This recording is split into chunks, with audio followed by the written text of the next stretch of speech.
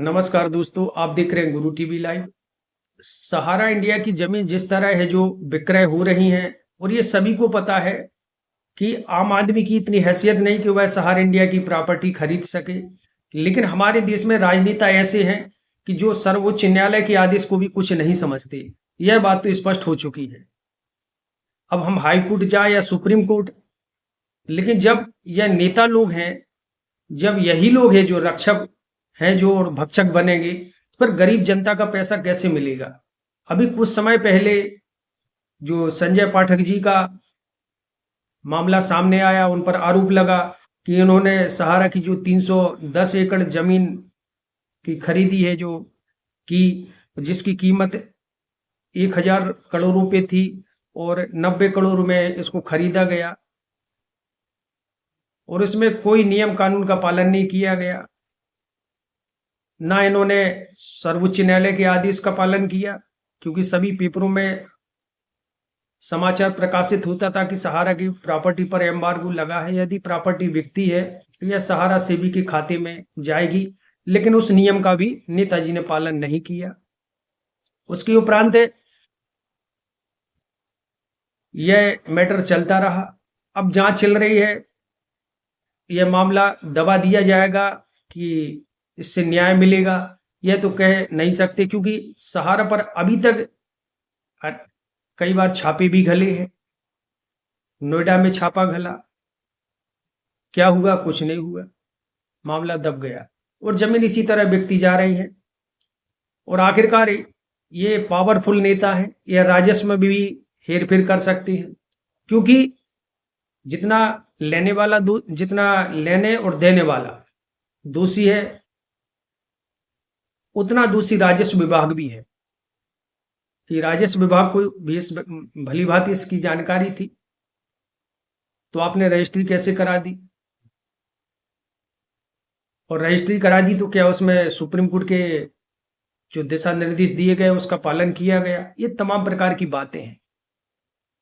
लेकिन हमारे देश में जितने भी इस प्रकार के जो कांड होते हैं गैर कानूनी रूप से, ये बड़े बड़े नेता लोग ही करते हैं। मुझे तो समझ में नहीं आता कि लोग गरीब जनता का पैसा हड़प करके ये लोग मरने के बाद क्या ऊपर लेकर जाएंगे? जनता जहां एक और अपने पैसों के लिए त्राहिमाम कर रही है, तरस रही है, उसके लिए सीआरसीएस सहारा रिफंड पोर्टल बनाया गया। और पोर्टल का सभी को पता है कि जमाकर्ताओं को है जो ना हाई कोर्ट के आदेश पालन किए जा रहे हैं, ना कंज्यूमर फोरम के आदेश पालन किए जा रहे हैं। और यह प्रश्न उठता है क्योंकि मुख्य रूप से यही शिकायत करता थे जिनके भुगतान हेतु माननीय सर्वोच्च न्यायालय ने आदेश दिया था। लेकिन इनको प्राथमिकता ना देकर इन्होंने इसमें भी राजनीति की। और जो सहारा प्रबंधन लिस्ट दे रही है, क्योंकि डिफिशियंसी उन्हीं के स्टाफ के जो व्यक्ति वही सुधारेंगे और स्वाभाविक उन्हीं का है जो भुगतान मिलेगा। तो लीगल कार्रवाइयां सीआरसीएस सहारा रिफंड पोर्टल के आगे फेल हो चुकी है। खैर, ये तो आगे सुप्रीम कोर्ट से अपेक्षा ही रह सकती है। कुछ लोग कहते हैं आप कभी सुप्रीम कोर्ट की कहते हैं, कभी कहते हैं ऐसा। अब क्या करें, कोई ऑप्शन नहीं है, तो एक उम्मीद लगा कि सुप्रीम कोर्ट तक ही हम कह सकते हैं, अब न्याय मिले अथवा ना मिले। अभी एक जानकारी और सामने निकल के आई है कि संजय पाठक जी से भी बड़े एक नेताजी हैं, बहुत बड़े नेता है, मैं उनका नाम नहीं लूंगा। जो जानकारी मिल रही कि वह इंदौर की जो जगह है वह खरीदने वाले हैं, जो 2003 में है, जो सहारा इंडिया का एक प्रोजेक्ट है जो 90 एकड़ में लॉन्च किया गया था, जिसमें प्लाटों की बुकिंग भी हुई थी, कस्टमरों से पैसा भी लिया गया था बुकिंग हेतु। वह प्रोजेक्ट आधा अधूरा पड़ा हुआ है, क्योंकि रियल एस्टेट और हाउसिंग का जो मामला हुआ था उसके कारण है जो यह प्रोजेक्ट आधा अधूरा पड़ा हुआ है। और इसमें ये भी बताया जा रहा है कि 23 लाख स्क्वायर फीट की जो जमीन है जो बहुत सी खाली पड़ी हुई है।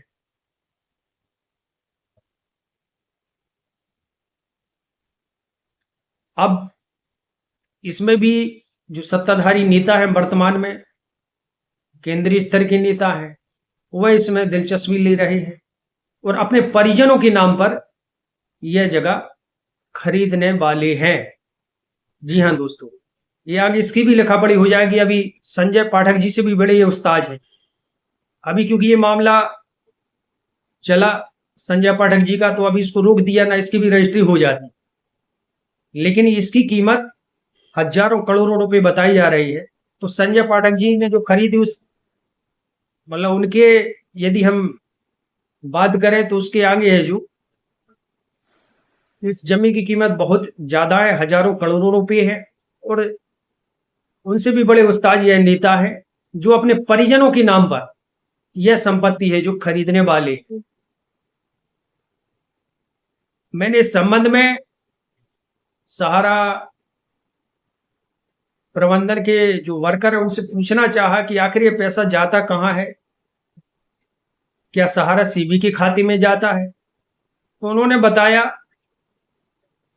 कि यह सब एक स्कैम के रूप में काम चल रहा है। मैंने कहा कैसे?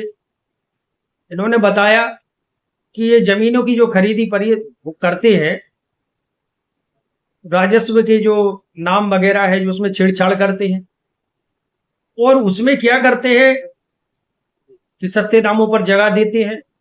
जो सहारा सीबी है जो उसके अकाउंट में कुछ और राशि दर्शाई जाती है। यदि मान के चलो कोई यदि कोई 1000 करोड़ रुपए की जगह है, सेबी के खातों में मुश्किल है कि वह 200 करोड़ रुपए भी जाएं। बाकी है सभी जो राशि है जो लीपापोती कर दी थी। कहने का मतलब इधर का उधर कर दिया। तो मैंने पूछा कि आखिर इधर उधर करने के बाद ये पैसा बाकी का जाता कहाँ है? तो क्योंकि सर्किल रेट 90% बताया ही गया था, उससे कम में बेचनी नहीं है। तो उन्होंने बोला अरे भाई कौन सी युग में जी रहे हो, नेताओं के हाथ में सब कुछ है, रिकॉर्ड में हेर फेर कर सकते हैं, सब कुछ कर सकते हैं, उनके हाथ में सब है और हम लोग हैं जो खाली एक श्रोता है, उनको देख सकते हैं, सुन सकते हैं, बाकी कुछ नहीं कर सकते क्योंकि हमें ने तो उनको नेता बनाया है, हमें ने तो वोट दिया है। तो जब रक्षक ही भक्षक हो तो न्याय की अपेक्षा किससे रखें? सहारा की जो प्रॉपर्टी अभी तक जो विक्रय हुई है वे प्राय राजनीतिक जो नेता हैं जो वर्तमान पावर में है, पैसा है, उन्हीं लोगों ने अपने परिजनों के नाम पे प्राय खरीदी है और वर्तमान में जनता दुखी है और न्याय की गुहार लगा रही है और वो सर्वोच्च न्यायालय से अपेक्षा रखी है कि न्यायालय आदेश सुना दे। तो न्यायालय ने तो आदेश दिया था लेकिन उसका पालन क्यों नहीं हो रहा है? नेता लोग हैं जो यह जमीन खरीदते हैं और पूरा एक प्लानिंग के तहत काम होता है। बाद में जो जानकारी मिली, पैसा मैंने पूछा जाता कहाँ है, तो इन्होंने बताया कि ये सब पैसा ट्रांसफर है जो सहारा प्रमुख जी के जो पुत्र हैं विदेश में है, उन्हीं के यहाँ यह पैसा है जो अकाउंट में ट्रांसफर किया जाता है। यह जो जानकारी मुझे बताई गई, ये कहाँ तक सटीक है अभी मेरे पास इसके कुछ प्रमाण देने का प्रयास किया है, जब आ जाएंगे तब बताऊंगा। लेकिन जो इस तरह से यह है जो एक है जो स्कैम है जो चल रहा है कि जमीन विक्रय होती जा रही है और पैसा है जो ये तो एक 100 रुपए की यदि आपकी चीज है तो यदि उसमें 5 रुपए भी मिल रहे हैं तो ये लेने को तैयार है, लेकिन इसको है जो निकालो। अब कुछ लोगों का मानना है कि जो सहारा प्रबंधन के चाटुकार हैं, एजेंट हैं, इन्होंने इतना खाया उतना खाया, उनको कुछ पता नहीं है। ये सभी को पता है। मैंने बहुत इसको गहराई से देखा है, बहुत से वरिष्ठ व्यक्तियों को देखा है। मैंने देखा है कि यहाँ के जो वरिष्ठ हैं आज वह मजदूरी का काम कर रहे हैं, उनका पूरा पैसा है जो सहारा में फंसा हुआ है। कुछ लोगों को यूट्यूब पर आकर बोलने में कुछ भी है भाई, उनको लाइक सब्सक्राइब व्यू चाहिए तो ये सब उल्टा सीधा कुछ भी बोल दूं। लेकिन मैं चाहे सहारा प्रबंधन के कर्मचारी हूं और चाहे सहारा के जो फील्ड वर्कर हों, सबका पैसा इसमें फंसा हुआ है। यहाँ तक कि कमीशन भी जो मिलता था उन्होंने रीइन्वेस्टमेंट कर दिया। और आज यह है कि यदि वह व्यक्ति जो जुड़े हैं, मैं उनको चाटुकार नहीं मानता, यदि वह लोग सहयोग ना करें तो सीआरसीएस सहारा रिफंड पोर्टल से किसी को 1 रुपये भी ना मिल पाए।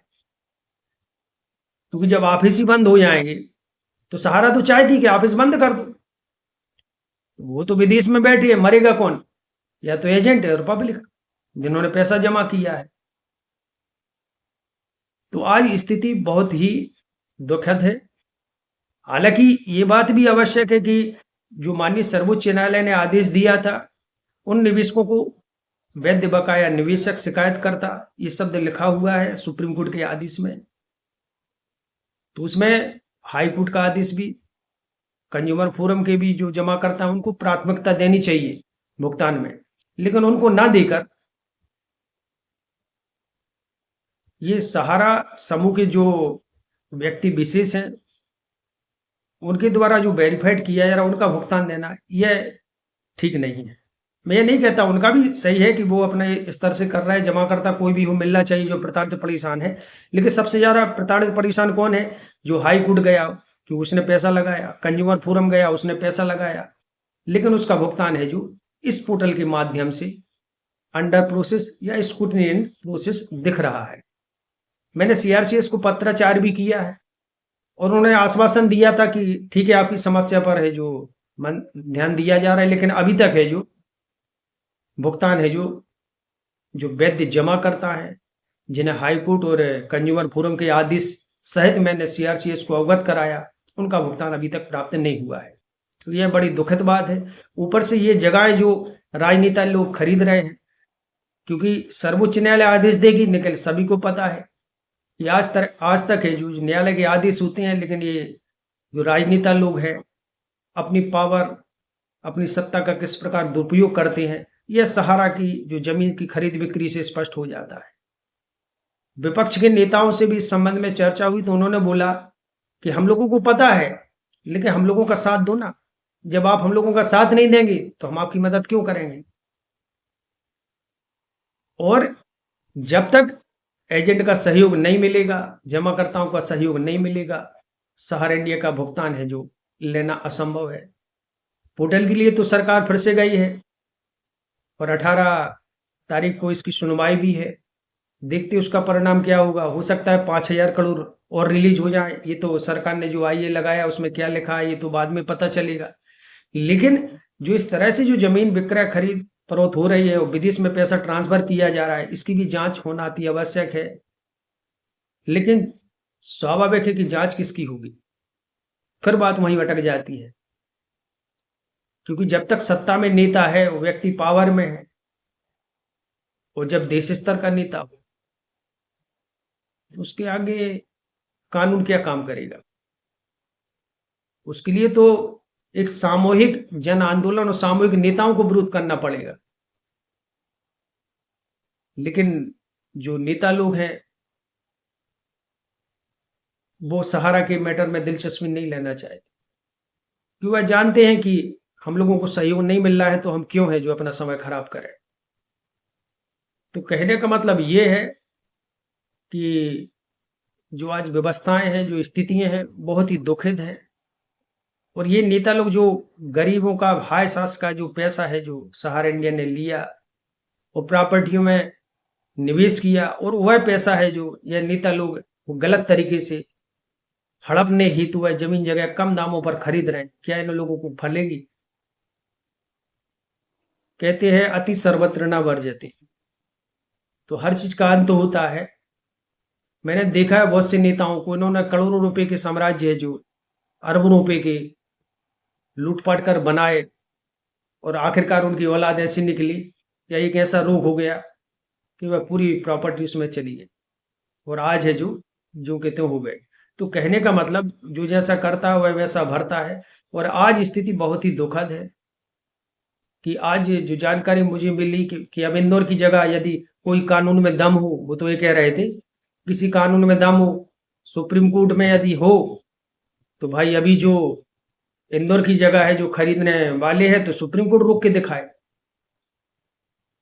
मतलब इस तरह का उन्होंने चैलेंज दिया। और किसी संगठन में दम हो तो वो रोक के बताए। अभी तो वो संजय पाठक का मैटर था, सुन नहीं लिया, शांत हो जाए, लेकिन उसकी सब प्रक्रिया है जो कह रहे थे हो चुकी है। तो आज स्थिति यह बन चुकी है। तो खैर जानकारी यही थी कि सभी लोगों को इसका विरोध करना चाहिए कि इंदौर की जगह की जानकारी अवश्य लें, क्योंकि अभी मेरे पास इसकी कोई प्रमाणित प्रति नहीं आई है, लेकिन जानकारी जो बताई है वो भी एक विशेष व्यक्ति है, अच्छे जानकार है, और उन्होंने बताई कि यदि इस पर कुछ कर सको तो यह जमीन को रुकवा लो, ताकि निवेशकों को है जो आगामी भुगतान में आसानी हो, इसका विक्रय है जो सही तरीके से हो, सेबी के पास पैसा जाए और जमाकर्ताओं को भुगतान मिले। देखते हैं, जो प्रयास बनेगा वह करने का प्रयास करूंगा। जय हिंद, जय भारत।